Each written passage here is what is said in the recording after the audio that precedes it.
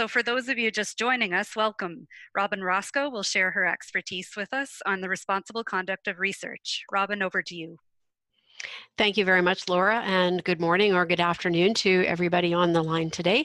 This is my first webinar delivery with Meopar, and I'm really excited to be a part of the program and get to know the kind of work that you do and share some of my experiences as well. So in the agenda for today's session, I'm going to define with you the responsible conduct of research. We'll look at agency and institution policies and how those affect the way in which we conduct research. We'll look at some elements of the way research projects need to be managed in order to make sure that we're meeting those responsibilities. And lastly, we'll talk about the culture of responsible conduct in research. So thank you, Laura, for talking about the chat box, because our first piece here is to ask all of you to use the chat box and to provide some suggestions as what you would think would be the definition of responsible conduct of research. What would be some of the key features that would indicate that the research that we're conducting is being done so in a responsible way? So please enter some suggestions and ideas in the chat box. So one suggestion is research is in alignment with granting agency guidelines. Another is that responsible conduct means being truthful and ethical. Good one. Research is done in an ethical and culturally sensitive way. Yeah, that's an important piece of it for sure. So let's move into what a structured way of thinking about defining that.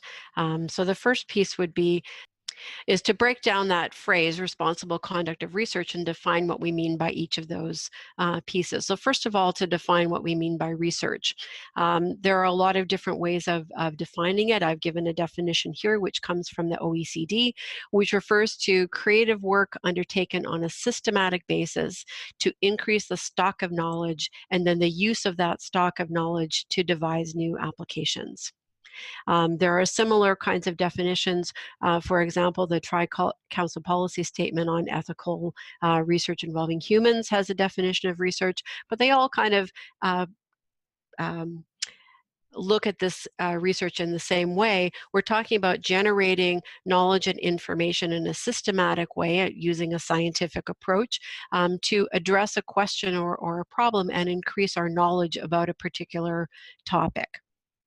Research often involves establishing and then confirming and then reconfirming the facts and information that we've discovered so that we have confidence in the what it is that we've discovered and being able to share that with others so that they can understand and accept that information as real. We are also doing research to solve new or existing problems. We're using it to support existing theories or develop new theories, so providing additional information to support existing approaches to the way we do things, or maybe exploring alternative ways. And there's also research in the way in which we do research, so the ways in which we develop new knowledge and the mechanisms that we use for learning, both for trainees learning new things in the way that we teach them, but also new ways of exploring those research questions or scientific questions that we'll be wanting to look at. So the conduct of research then is all of the activity that goes into doing the research work. So all of the experimental data gathering scientific activities that are about research. But when it comes to the conduct of research in the setting of a funded environment, so with external funding from a granting agency, funding from an industry partner, funding from a government body, funding from our own institution, there are also some things about the conduct of that research work that are required in order for us to complete that work in a responsible way. And those things include being responsible about using the money that we've been given. That's usually a big one around responsible conduct. But there's also good and appropriate use of the facilities and the materials. There's using appropriate mechanisms for communication and being respectful in the way that we're communicating with our teams and our partners and our collaborators.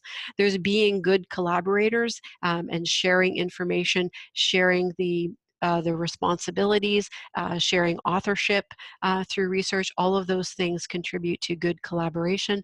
And then, of course, there's providing opportunities for training, creating environments where people can learn new things during the conduct of research, but also contribute their new and novel ideas to that research work and expand the knowledge and the questions that we might be looking at in research. And all of those things, in addition to the scientific experiments and the conduct of the work itself, all of those things are a part of conducting research in our environments. So the responsible conduct of research then is conducting all of that, the scientific research work, as well as all of those supporting activities in a way that demonstrates the highest standards of integrity, meets the highest standards of ethics, and respectful interactions. There's some definitions here that come from, the first one is from the University of Ottawa's own policy about responsible conduct of research, and the second bullet comes from the Canadian Institutes of Health Research, the way that they define responsible conduct. The duties of honest and thoughtful inquiry, rigorous analysis, commitment to the dissemination of research results, and adherence to the use of professional standards. And all of those sound really good, but those things mean different things to different people. And so establishing a good understanding of what can be included in all of those things, and then creating an environment for responsible conduct in our work relationships is what we're hoping to work towards here. So the elements of responsible conduct include research ethics, which many of you pointed out, aligning to the granting agency requirements, so complying with requirements for conflict of interest, meeting good financial principles, so good accounting practices, interacting with others with respect, and that comes down to being culturally sensitive as well as using good communication approaches, maintaining a high level of integrity, so meeting all of those requirements and being able to demonstrate that we meet them, as well as living under a governance framework with our funders or our teams or our institution that set in place rules and processes that allow us to demonstrate that we're meeting all of those. One of the challenges I've often found when talking about responsible conduct of research is it can be tricky sometimes to define exactly what we mean by being responsible. It's a lot easier to point out and identify irresponsible conduct of research. So as I said, we often know the opposite when we see it and can very quickly identify that that's an example of irresponsible or not responsible conduct. So, and there are some very obvious ways that these things are identified in our communities as well. Our funding agencies and our regulatory bodies maintain mechanisms and communication approaches to ensure that examples of irresponsible conduct are made public so that others can understand that there's a governance structure in place, that these kinds of activities won't be accepted, and that others can learn from the example of an instance where there's been irresponsible conduct of research. What would we learn from this that we would then want to make sure we do to prevent us being in that same situation? So in CIHR, which is an environment I work in quite a lot, they have an approach that discloses when there's been a breach of conduct, when somebody's done something that they shouldn't do.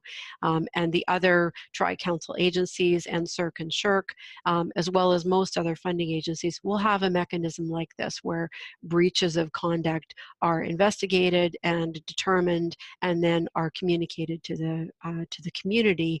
It's also a part of the integrity of the funding agencies and the research community to make sure that these things are identified so that the community understands that this is recognized and that an appropriate response was taken.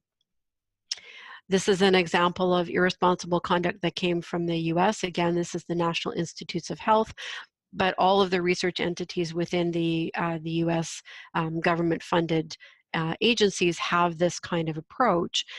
They have a separate entity in the United States called the Office of Research Integrity that deals with this kind of thing across all research organizations. And similarly to the Canadian environment, when they identify that there's been a breach of good conduct, there's an investigation and then there's a report, both to make it clear to the community that there is an approach where these things will be dealt with, but also to provide an opportunity for other researchers to learn from the experience of this, to not do the same things and to put better practices into place. Of course, the worst case scenario for any researcher is to find that irresponsible conduct has made it onto the front page of the newspaper. And this is one from 2014 where a researcher within NSERC was found to be particularly naughty when it came to handling the funds that had been awarded by NSERC. And there was a lot of attention paid to this particular finding. And it did even involve law enforcement agencies as well in investigating this particular thing. But responsible conduct of research then means doing all of the things that we need to do, not just to avoid being in the newspaper, but to make sure that we're doing our work with ethics and integrity, so that we are able to demonstrate that we're complying with all of the rules and requirements. So a lot of these rules and requirements start with both the funding agency as well as our own institutions.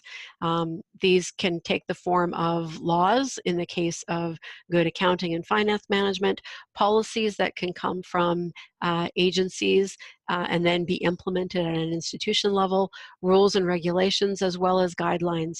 Guidelines tend to be a little harder to pin down because they are literally that. They're guidelines, but they're not firm rules. And so it can become tricky sometimes to make sure that you're complying with guidelines and making sure that you're putting in good systems to conduct your research responsibly. A key feature of all of the agency and institution policies is being able to demonstrate that integrity. So being able to prove to anyone who asks that the way in which the research is being conducted is meeting those good standards of conduct. And then all of the efforts that go into creating an environment where people can and want to do research in a responsible way. And lastly, providing guidance for behavior. So policies and training opportunities that would be given to employees and researchers, as well as those cautionary tales that come from the investigation of irresponsible conduct of research, using that as a way to identify where there might be gaps in training or gaps in information as a way to continue to improve behavior and demonstrate integrity. So in Canada, for the most part, responsible conduct is governed by this thing called the Tri-Agency Framework, the Responsible Conduct of Research, which came out in 2016, and the creation of the Secretariat for Responsible Conduct of Research. While this is a tri-agency thing, it applies to CIHR and NSERC and SSHRC. The guidelines that come from this framework are very broadly applied in a lot of other funding environments and are pointed to as an example, or at least a starting point, for considerations of responsible conduct of research. Primarily, the tri-agency framework looks at issues to do with funding, so how funding is delivered, how it's handled by the institution and the researchers, and how it's reported and controlled. It also deals with the research work and the research outputs, so there are criteria around the way in which researchers conduct their work, obviously meeting ethical requirements, but also good standards around scientific conduct in terms of documentation, in terms of publications. And that's the output piece. And then lastly, there's a process for dealing with misconduct. So recognizing how people might recognize that misconduct has happened, what the processes might be for reporting on misconduct that has been observed or has taken place, and who's responsible for doing all of that.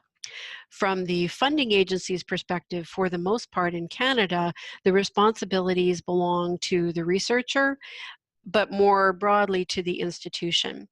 funding agencies give their money to a research institution. That could be a university, it could be a company, it could be a separate research institute, it could be a government agency. The money goes from the funding agency to the institution where the researchers work. And so the researchers are obligated both to the funder and the institution has the responsibility to handle the finances and the research activities on behalf of the tri-agency, and to provide an environment for the researcher wherein they are capable of doing their research work and doing it in a responsible way. There is a big emphasis in the tri-agency framework on training and making sure that researchers and all research staff, including trainees and technicians and PIs, as well as research administrators, have training opportunities that teach them what the rules and requirements are, but also teach them good behaviors that they can implement in their work. I've included on the slide here the link to that, but it's something you could find very quickly and easily through Google if you're interested in exploring the framework in detail.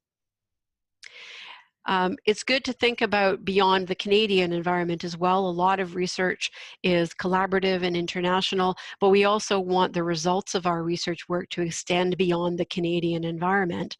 And so thinking about and knowing what the policies and approaches are in other research areas is important to make sure that we're able to comply with all of that. So as I said before, in the United States, particularly in the health environment, but it's similar across all other environments, the Department of Energy, the Department of the Environment, they have similar kinds of approaches where they focus on primarily on research misconduct, and by research misconduct they're referring specifically to fabrication, falsification, and plagiarism. So they're looking very specifically in the US environment at the outputs of research and the way that that information is both presented and disseminated to the larger research community. There are additional mechanisms around funding and around training, which we'll touch on in a little bit, but the big emphasis in the US is on these research misconduct and this research integrity angle of fabrication, falsification, and plagiarism. In the EU, they have the European Code of Conduct for Research Integrity, which has an emphasis on research being reliable. So again, some emphasis on fabrication, falsification, and plagiarism, similarly with honesty, but they also focus on respect and accountability, and that reaches through into the funding and the training and the communication environments that we would create in a research entity.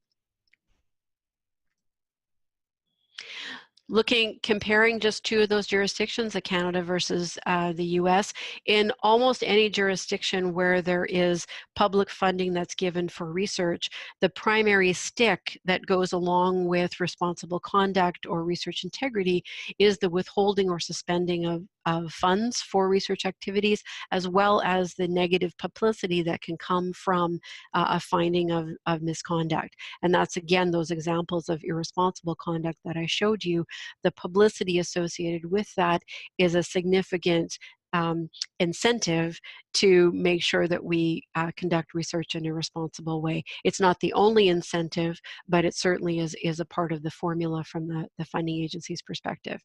So in Canada, the emphasis is on broad coverage of responsible conduct and looking for and providing avenues for the reporting of breaches and non-compliance, but a lot of emphasis being placed on that training mechanism, making sure that people understand what responsible conduct means, as well as putting a lot of responsibility on the institutions to create that environment of responsible conduct. Whereas in the United States, it's quite separate. Research integrity is a standalone organization under the government with a lot of power, regulatory authority, and power to look into breaches and misconducts, but with a much more narrow emphasis on falsification, fabrication, and plagiarism. And it's a separate entity from the funding organizations themselves, and takes a lot of the responsibility for investigations and for providing training. I'm going to pause and take a sip of water and just see if anybody has any questions at this point.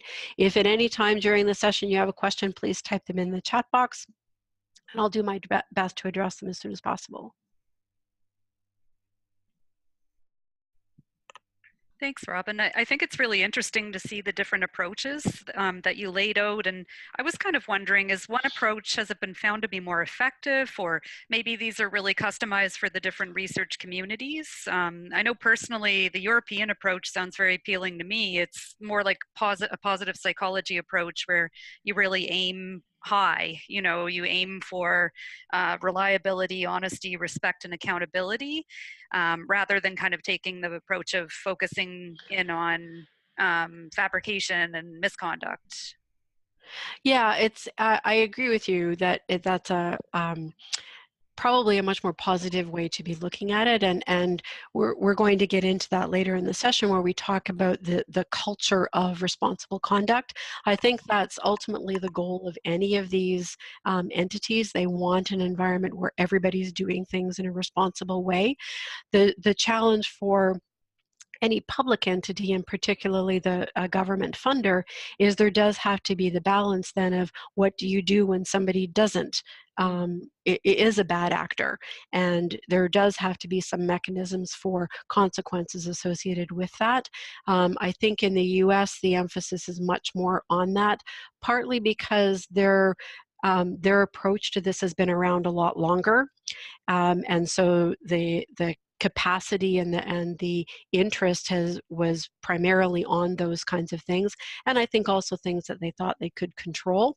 In Canada, our environment is different because we're Canadian, but also because the way in which research is conducted nationally, there's still a lot of regional influence. So there's a lot of federal provincial partnerships that go into research, and so the Canadian government is less able, I think, to play that severe regulatory role in the environment in Canada, and so their approach is a little bit more collaborative, less on the punitive side, more on the collaborative side. Certainly, the EU is definitely tending more towards the collaborative side, but their structure is also the newest of all three of them, and so I think they've learned the best from all of the other environments that have been are out there. Thanks, Robyn. Yeah, it's interesting to see how the history and culture comes into play. Yep, definitely. Okay, so we talked about in Canada, the funding agencies make the institutions primarily responsible for the conduct of research. And so then by extension, most institutions put in place policies that deal with all of these elements of responsible conduct. So policies specifically around responsible conduct of research, but also policies around research integrity and research misconduct. So what happens when research isn't conducted responsibly? So I've got some examples here of what some of those institutional policies might look like, just to give you an idea of the kind of language that goes into them. Again, we see a trickle down from the federal policy level to the individual institution level. But the emphasis in a lot of them is the same. They're focusing on, in Saskatchewan, for example, on scholarly work and stewardship of resources. So it's about the science and the research work, as well as the administrative and management conduct of any research project. In PEI, they talk a lot about values of honesty, fairness, trust, accountability, and openness, and the dissemination of knowledge, as well as the search for excellence. So there's again, a big emphasis on the best possible research and the best possible science that we can have, but balancing that with the management and administration and the requirements of just holding funds on behalf of another entity. Same thing in Quebec, an emphasis on honesty and reliability. openness and transparency. And here they do make the point of defining who this applies to. So who are all the, as they call it, the actors within the research community. And it's a pretty broad brush. It's researchers, it's the people who've received the money, it's the people who work for researchers, it's the fund managers. So again, the project managers and administrators, people like myself, the institutions and the funding agencies as a whole. Everyone within that spectrum has a responsibility to be conducting research properly and defending those values while still maintaining the discipline and rigor associated with scientific inquiry. There's a big emphasis in the Canadian environment on training. Agencies require that there be training and education and awareness amongst everyone within the research community around responsible conduct. And then the institutions have this responsibility to provide those training opportunities. And all of you have probably experienced in one way or another the requirement for training around things to do with responsible conduct. It may not be specifically responsible conduct of research training. At University of British Columbia, in the Faculty of Medicine, they have a specific program around that, which a lot of other faculties borrow to meet their requirements. But there are also other training requirements in the ethics of research. If you're working with animals, there's going to be training around that. There's confidentiality and handling of private information if that's something that you're having to get involved in. There's conflict of interest, which we'll touch on in a little bit. There's all kinds of different things that lead into this ethical and responsible conduct of research, and the institutions have a requirement to create an environment in which people are trained and given the tools and the knowledge about how to be good actors in responsible conduct of research.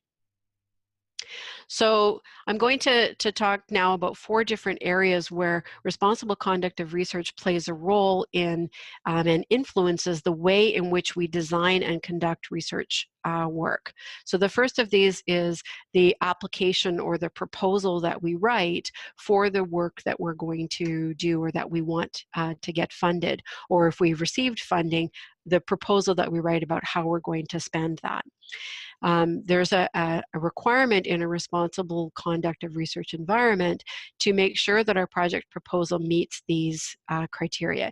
It has to be accurate. It needs to reflect what it is that we are capable of doing and what it is that we intend to do in as much detail as we can possibly provide.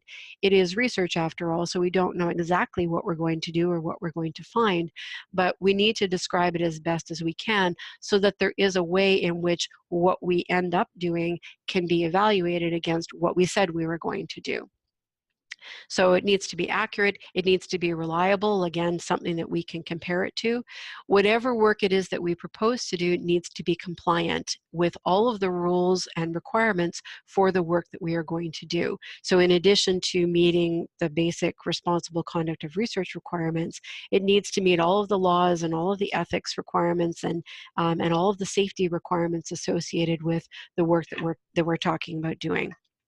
If we're applying for research funding or we're proposing to use money that's been awarded for a particular purpose, what we're proposing to do has to be responsive to that need or to that opportunity. And that's a requirement both to make sure that we're using the funds well that we've received, but also that we're being respectful if we're applying for grant funding, that we're being respectful of the review processes and the mechanisms that are available by making sure our applications are responding to that specific call for funding or call for proposals. It's not respectful to write an application that's not on target for that particular funding mechanism. It's disrespectful of the review process and of that particular funding mechanism.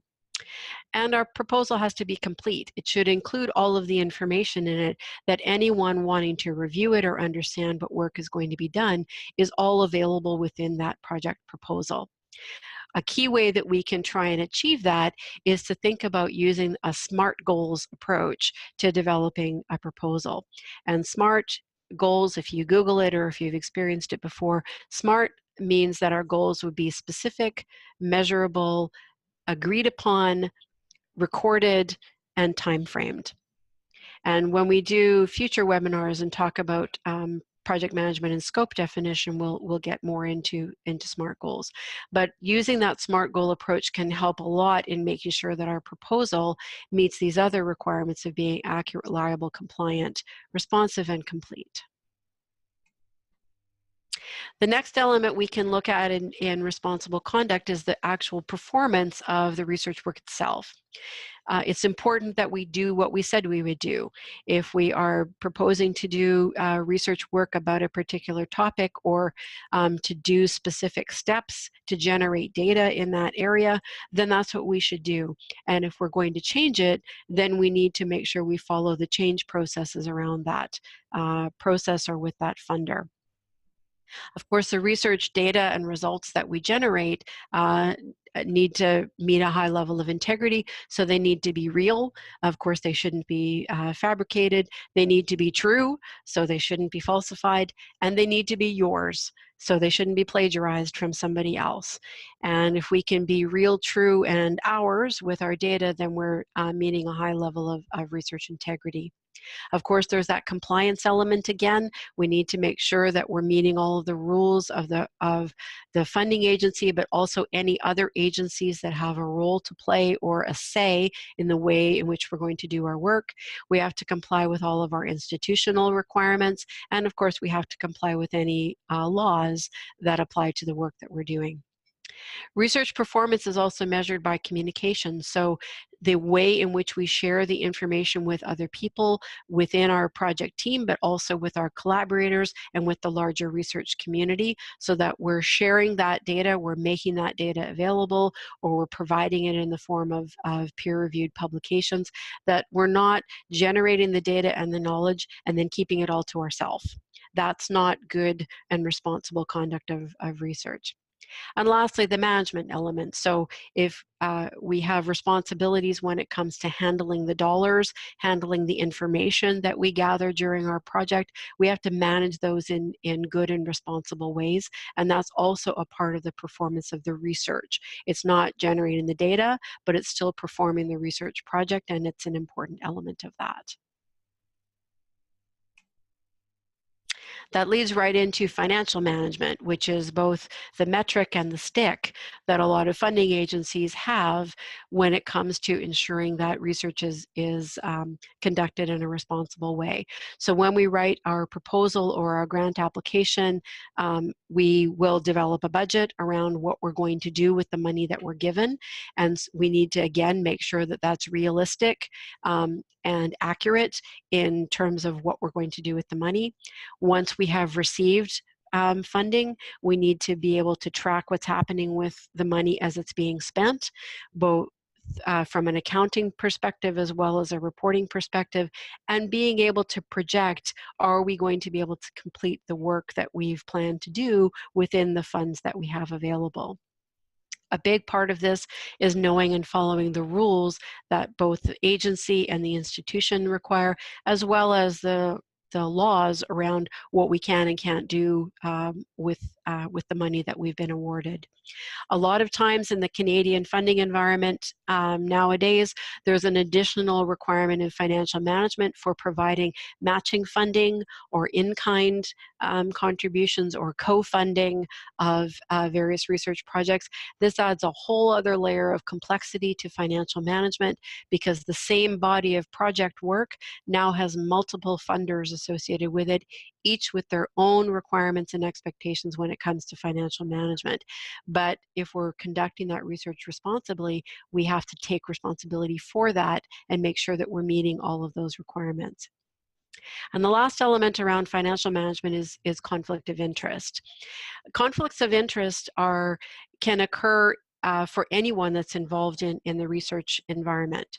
Researchers can have potential conflicts of interest with the research sponsor. That could be an industry group, or it could be a funding agency, or maybe if it's philanthropic funding, it's the donor themselves. They can also potentially have conflicts of interest with research participants. Again, those might be stakeholder groups or industry groups who are involved in healthcare research. It could be patients or other kinds of participants in the research. Institutions might have conflicts of interest with sponsors. Trainees in the research environment might have conflicts of interest with their supervisor or their researcher, or again, with participants, depending on their own individual circumstances. And administrators can have conflicts on all of those different fronts, the researcher front, the sponsor front, and the institution front. An administrator's role gets tugged on in a variety of different ways because our responsibilities include both making sure that the research work can happen and be successfully executed, but also have to make sure that we're meeting all of those rules and requirements of the various sponsors and stakeholders. And that creates a lot of tension for the administrator to meet both of those requirements. And so that could be perceived as a conflict for the administrator, excuse me.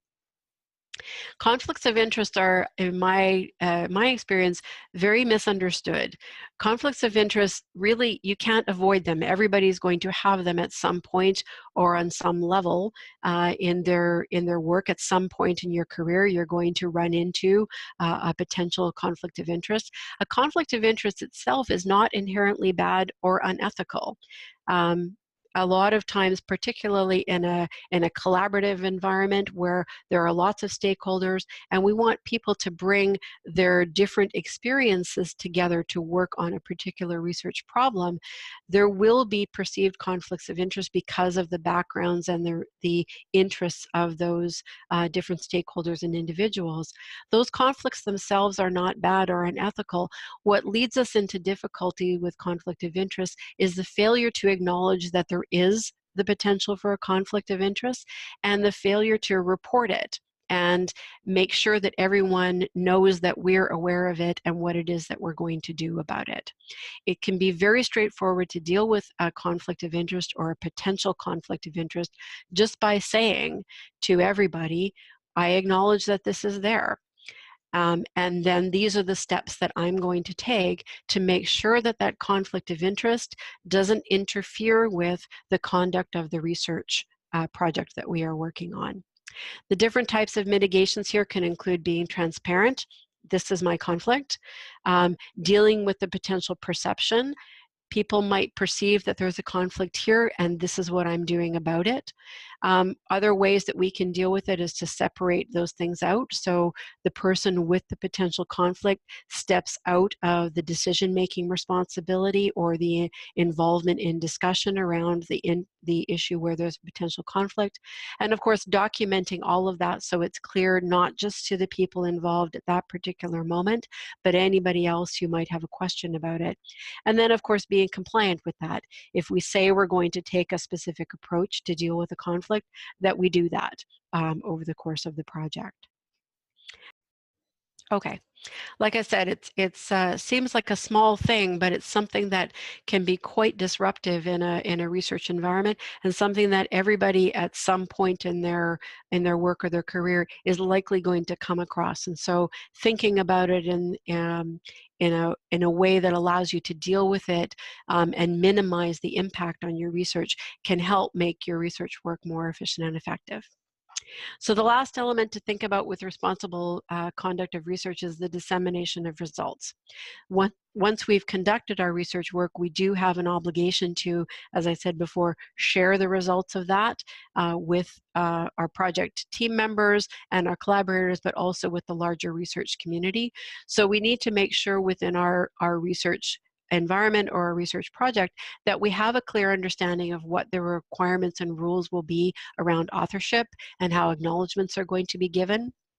that we have mechanisms that our data and information will be accessible to the public if that's a requirement for a project.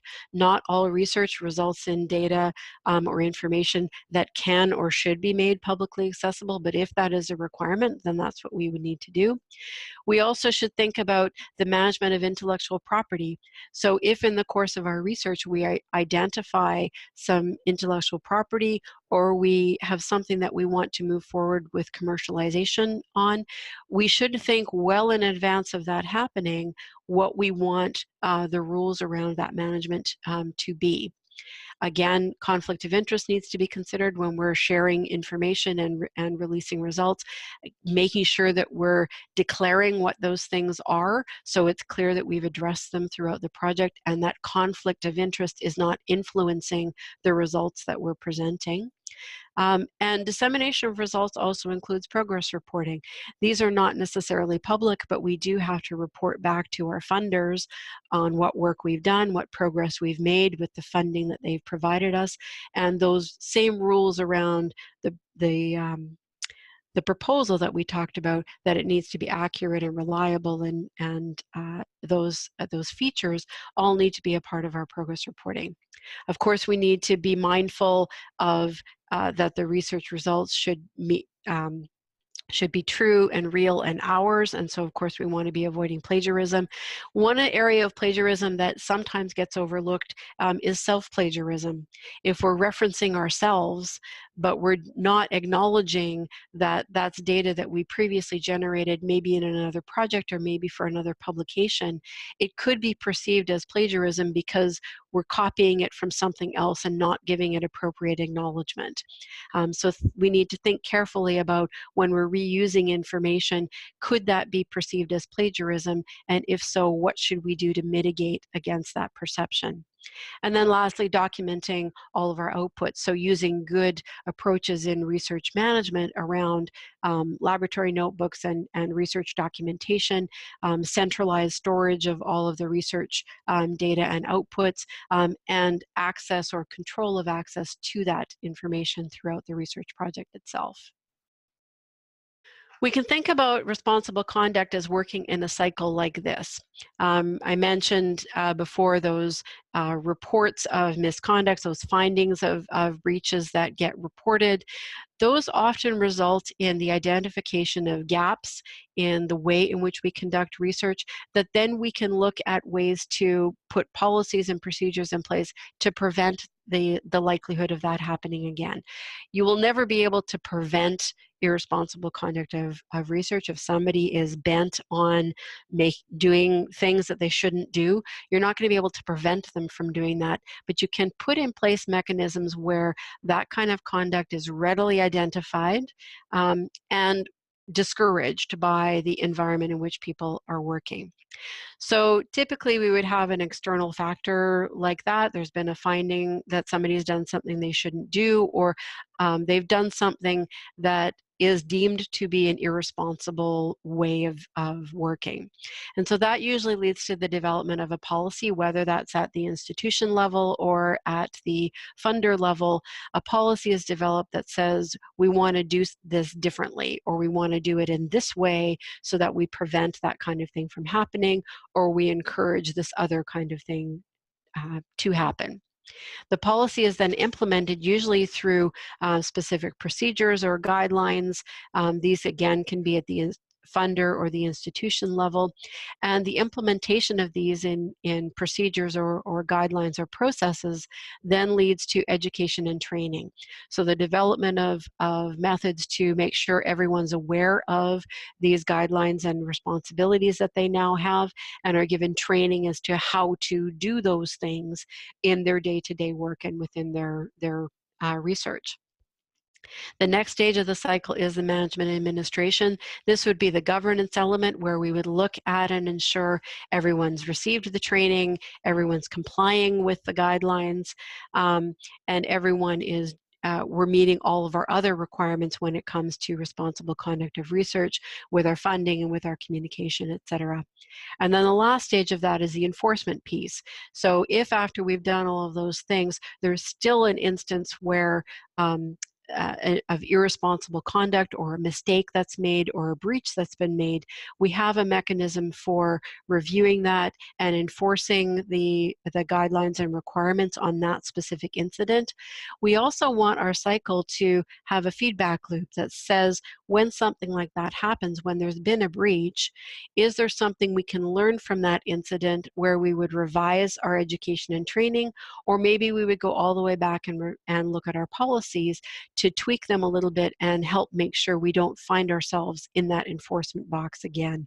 And so this cycle keeps repeating as we learn from the mistakes of the past and we put in place good approaches to the conduct of research.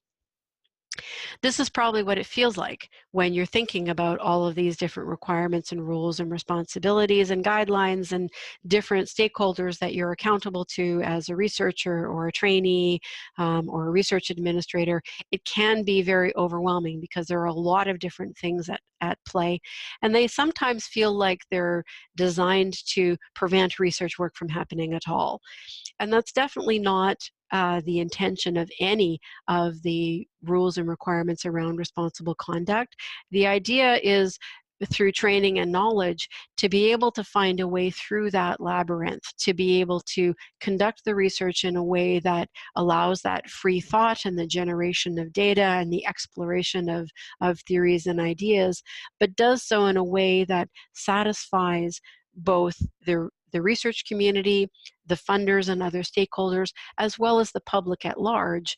The way that we're doing that research meets society's expectations of being responsible.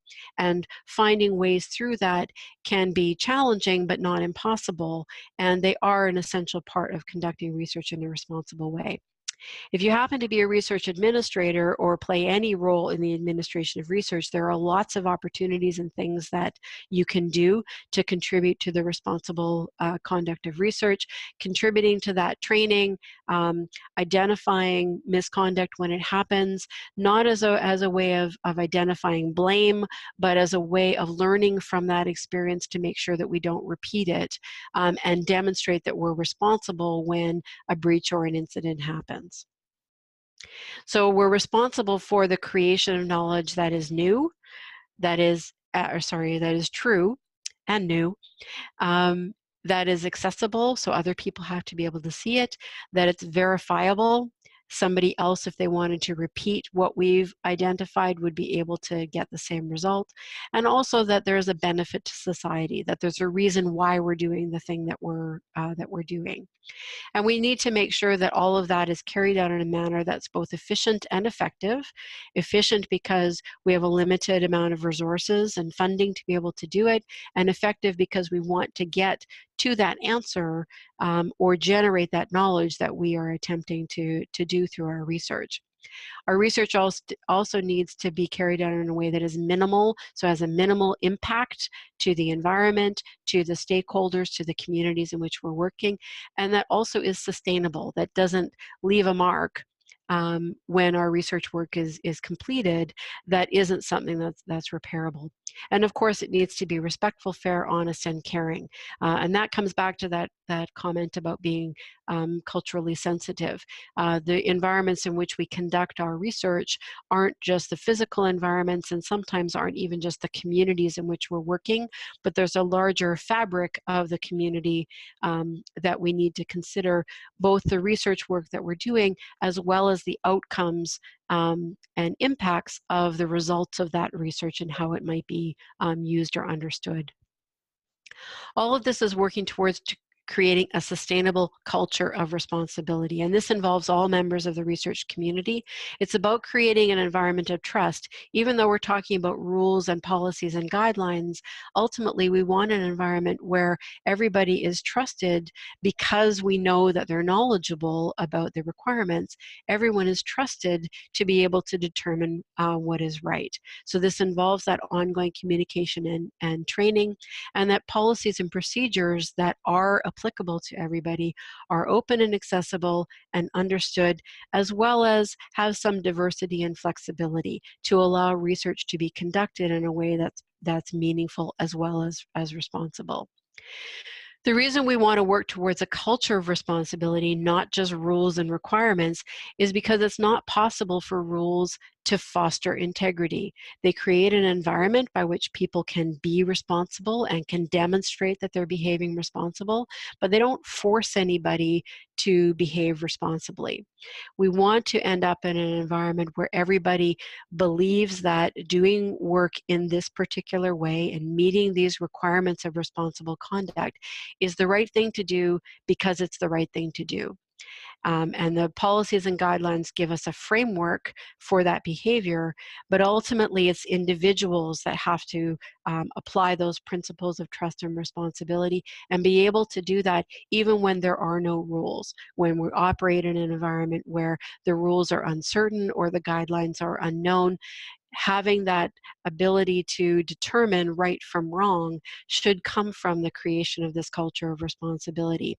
Even though it's encoded in laws and regulations and policies, even though we create that structure by which we can be evaluated, we ultimately want an environment where everybody knows to do the right thing because it's the right thing to do. And with that, I will stop. I've got some links here for some more information about me if there's some things that you would like to learn more about different areas of research management and administration. And the copy of the slide deck will be shared with Meopar to share with you, so you'll be able to access these links at a later date as well. And with that, I will open it up for any questions.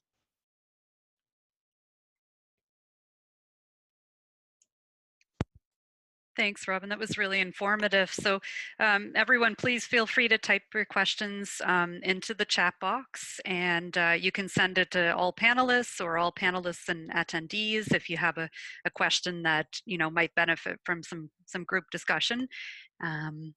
Really appreciate what you've gone over here, Robyn. It gives more perspective, I think, on responsible conduct. And I really liked what you said about how it's very easy or much easier to spot misconduct, but it can be harder to define and build a sense of what is responsible conduct of research when it covers so many things. Yeah. It's when I first started working in this area of management and administration and started to explore the concept of responsible conduct, I was struck by someone pointed out to me, I'm sure most of you are familiar with the Ten Commandments. And if you look at any one of those, they're all about what not to do. And so it's very easy to define what you shouldn't do, but it's really difficult sometimes to define what you should do. And so it is a difficult world to navigate sometimes, particularly in large collaborative, leading edge research work where there's conflicting requirements and obligations and desires by the people that are involved. But coming back to those principles of being open and transparent, responsible for the funds that we've been given, and remembering to hold yourself accountable for what you're doing, in a large way takes us towards that culture of responsible conduct. Yeah, absolutely. And I can really see the benefits. I mean, it sounds obvious. Of course, responsible conduct is what we want to all be moving towards, but I can see the benefits to trainees, the benefits to community members. And I know a lot of Meopar projects work, with partners and communities. So when you spoke about conflict of interest, I thought that was really interesting because it is something that, for example, our research management committee has to deal with, because so many of them are working in areas, of research that are collaborative, they're related, they're working with different partners. So we use some of the measures that you talked about to help deal with that in a responsible way. Yeah, and I've had the experience of seeing research projects in a way get bogged down in the challenge of conflict, because you want to include people. For example, if we were doing a study here that would involve development and testing of a new drug, for example. We would need to work with representatives of the drug company. Now it could be perceived then that the representative of the drug company has a conflict of interest. Of course, they're going to want to influence the research work to have a positive outcome. Mm. That's a very cynical way of looking at what they would do, but it's also a realistic interpretation of their involvement in the project. But it would be a significant blow to the, again, the efficiency and the sustainability of the research work to say, well, you can never have an industry representative on your project team because they have a conflict. What you need to do is say, we acknowledge that there's a potential conflict there, and these are the things that we're going to do to make sure that that does not influence the way the research work is conducted. And once you do that, you've accomplished all of the things you need to with conflict. You've acknowledged that it's there, you've made sure that everybody is aware of it, and you've put mechanisms in place to control and manage it so it doesn't influence what the outcomes of the research will be, but still allows you to take advantage of that expertise of that very person Mm. or that company, which contributes to a much more positive research environment. And that's similar, in marine research. Yes. We have, research on oil spills in oceans, and we have research on different mitigation efforts, all kinds of oceanographic research where there's sensors being manufactured or designed by different companies. And private industry stakeholders can bring a lot to the research, but it is important to acknowledge that the public trust, has to Yes. be maintained, and especially with any research to do with climate change, that can be an issue. So yeah, that's a really good point. I don't know if anyone on the line has any specific questions. Doesn't have to be about conflict of interest, but Robyn has done a lot of work in this area, so it is a great time to be able to ask her if you've got a specific question or example. And we don't have too much time left for the webinar, but Robyn has kindly offered to follow up if you do have a question that might be a bit more in depth. She's really an expert on this research administration, and I liked the maze graphic because sometimes it can feel that way. So we do have one. Oh, great. What do we think can help when one is doing research in a community that they are not very familiar with and so may not have the trust of the community members? In order to ensure, right. So in order to ensure that it's done responsibly, but also that participants can feel comfortable. So a big part of engaging with a new stakeholder, if you're new to the community or the group is new to each other, they're all new together. A big part of building that trust is about openness and honesty, and acknowledging when there's something that you don't know, but also making it clear what your specific questions are or what your specific area of expertise are. So being open and honest is a big part of that. Another way to start to build that trust is to look for opportunities, and I guess this is, to me, more of a project management approach, but it applies as well, is to look for opportunities to add value to the community in the very near term. So providing, if you're starting to work with a new group and you come across a new resource or tool that might be useful for the work that you're going to be doing as a group, presenting that to the group as an option or an opportunity. So looking for ways to add value very quickly, but also very simply, so not implementing a whole bunch of change, but providing some value very quickly so that it's clear what your interests are in the group, that you are looking to add value and improve the work of the group, and contribute to the community rather than take away from the community. And that goes a long way to building that trust. I don't know if I've answered your question completely, but hopefully that's something to think about. Any resources for people developing a research code of conduct for a university lab? The best resources that I can think about are to look at as many different examples of codes of conduct that are out there. And there will be lots of examples to look at. The other thing I would suggest, if you're getting started in establishing a university lab or a research lab, there's a great resource available from it's the Howard Hughes Medical Institute, it's called, but they have a training program that they developed many years ago called Making the Right Moves. And if you want to email me afterwards, I can try and find the link and send it to you. But it's a whole program for basically for new PIs setting up new research programs or new labs, and it goes over a lot of the different things to think about, from codes of conduct to establishing policies like notebook policies and things like that, but also considerations in human resources and finance and navigating the university landscape.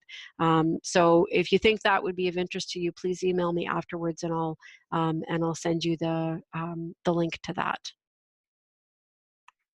Great. Thanks so much, Kenzie and Margaret, for those questions. Margaret, I can make sure that you have Robyn's email address, so you Perfect. can get that resource, which sounds really helpful.